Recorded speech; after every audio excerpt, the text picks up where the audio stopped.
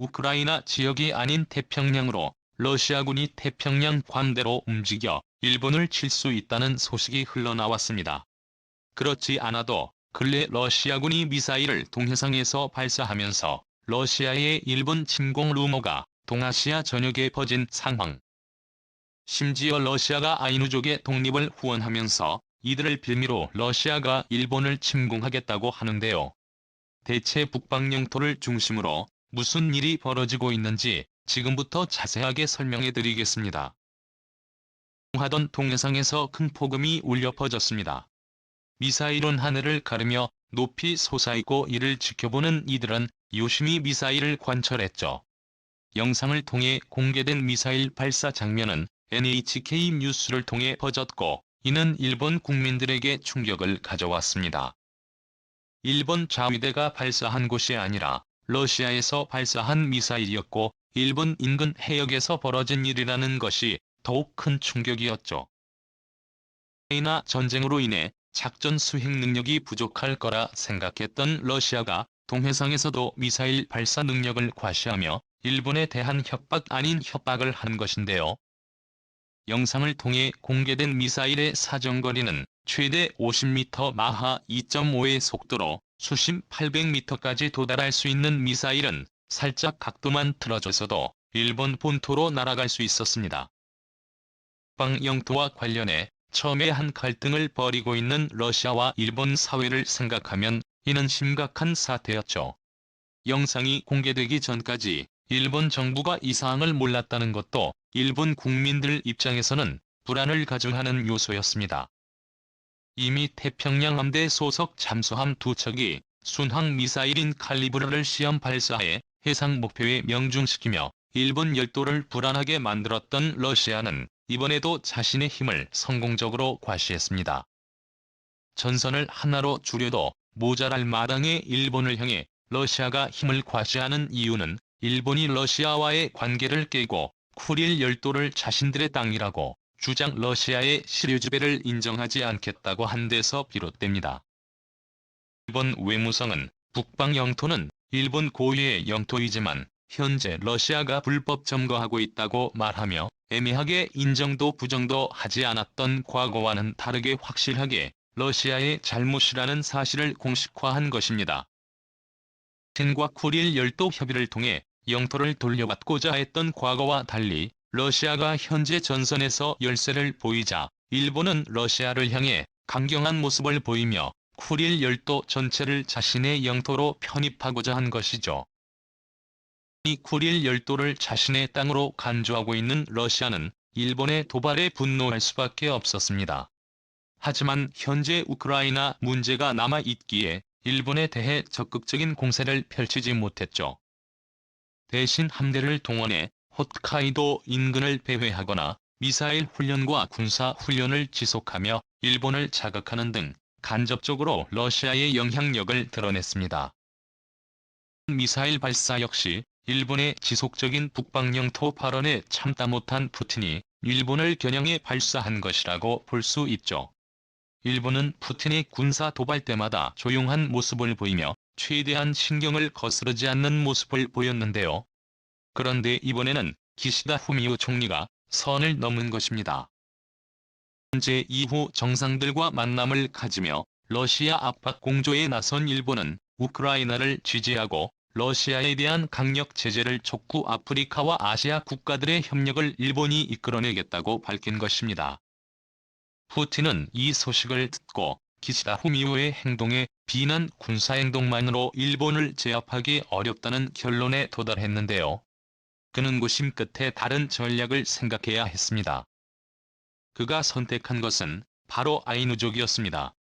일본은 스스로 단일 민족 국가라는 사실을 강조하며 2000년 넘게 일본 민족은 일왕을 중심으로 나라를 유지했으며 그것은 2012년에도 변함없다고 주장하곤 하는데요.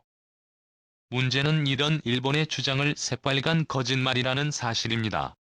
오키나와 민족은 엄연히 일본과는 다른 민족이며 문화 정체성도 다른 소수민족입니다. 홋카이도와 쿠릴 열도 근방에서 사는 아이누족 역시 마찬가지죠.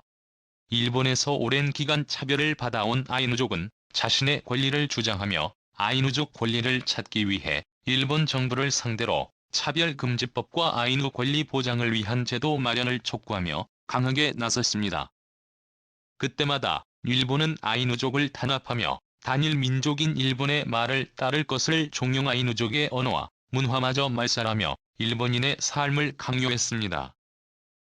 일제강점기 시절 한국에게 가했던 것과 같은 일을 저질렀던 것이죠. 사할린을 지나 쿠릴 열도 근방에서 업을 하던 아이누인들은 홋카이도로 넘어와 독자적인 문화를 꾸리며 살았는데요. 로마치 막부 시절부터 일본은 이들 아이누인을 토벌하기 위해 별동대를 소집 이를 토벌하는 것이 일상이었죠. 이후 일본 정부는 아이누인들을 소수 민족으로 인정하며 이들을 위해 아이누 민족 박물관을 설립하는 등 이들을 배려하는 모습을 보여주었습니다. 민족 공생이라는 뜻의 우포포이라는 단어를 사용한 민족 박물관은 홋카이도 내에 세워져 일본 민족과 아이누인들의 화합을 상징하는 건물로 자리 잡았는데요. 아이러니하게도 이 건물이 세워진 이후로 일본인들 사이에서 은근한 차별과 멸시가 더 심해졌습니다. 아이누인들을 학은 민족으로 차별하는 인식이 더 강해졌고 아이누인들은 게으르고 취업도 못하는 이들로 취급하는 일이 늘었죠. 적된 불만은 제대로 해소되지 못했고 이 분노는 과거 아소타로 일본 부총리 겸 재무장관의 발언으로 불이 붙었습니다. 그는 하나의 왕조 하나의 민족으로 유지된 국가는 오로지 일본밖에 없으며 혼란한 다른 국가와 달리 안정되어 있어 좋다는 발언을 했습니다. 아이누족이 자신들의 권리를 주장하며 소수 민족으로 인정받은 이후 또 한 번 일본 정치인이 이들의 권리를 무시하는 발언을 하면서 내부 결집은 물론 분노에 저항해야 한다는 인식이 퍼졌습니다. 푸틴이 노린 부분은 바로 이 부분이었죠. 아이누족이 쿠릴 열도와 홋카이도 부근을 중심으로 생활터전을 가꾼 이들이라는 사실을 알고 난 뒤 그는 중점적으로 아이누인들에게 지원을 약속하며 분리독립 움직임을 부추겼습니다. 이에 그치지 않고 러시아는 일본 침공을 위한 준비를 서두르고 있는데요. 미 언론사 뉴스데이는 러시아가 일본을 향해 우크라이나에서 했던 일과 똑같은 일을 저지르려고 한다고 고발. 러시아가 운영 중인 태평양 함대가 일본 영토 점령을 위해 대기 중이라고 밝혔습니다. 초계함 그레머시 벨류센, 니그로 무기와 대형 대잠아드미랄 판 플레이오프를 비롯한 태평양 함대의 주력 병력이 일본 홋카이도로 바로 진격할 수 있게 함대 구성을 마쳤다는 정보까지 나왔죠. 러시아는 우크라이나 주변 지역을 점령할 때 비슷한 수법을 사용했습니다. 친노 세력을 움직여 나라를 분열하고 나라를 지지하는 세력의 독립을 용인 그 지역으로 병력을 움직여 보호를 위해 나섰다고 하는 것이 대표적이죠. 2014년 크림반도 병합 때도 주민들이 병합을 원한다는 이유로 무장한 군대가 크림반도를 속전속결로 러시아 손에 넣었는가 하면 조지아를 침공했던 때에도 비슷한 방식으로 칠러 세력 집결지인 나무세티아, 봉기 지역에 병력을 보내 수호한다는 명분으로 러시아가 개입했습니다. 우크라이나 남부 헤르손 주전고를 장악한 칠러파들이 블라디미르 푸틴 대통령을 향해 헤르손을 러시아의 지배 아래 바치겠다고 하는 것도 과거에 러시아가 했던 것과 똑같은 일이라고 볼 수 있죠. 불만을 품은 아이누 세력을 지원하겠다고 러시아가 나서면서 독립을 위해 필요한 물품을 주겠다고 하면 일본은 러시아의 침입을 막는 것은 불가능에 가까워집니다. 아무리 병력을 동원해 러시아 태평양 함대를 막는다고 하더라도 태평양 함대의 규모를 생각한다면 일본도 상당한 출혈을 각오해야 하는 상황. 아이누인들의 분노를 생각한다면 일본 내부의 반일본 세력이 홋카이도와 쿠릴 열도 중심으로 결집할 수 있습니다.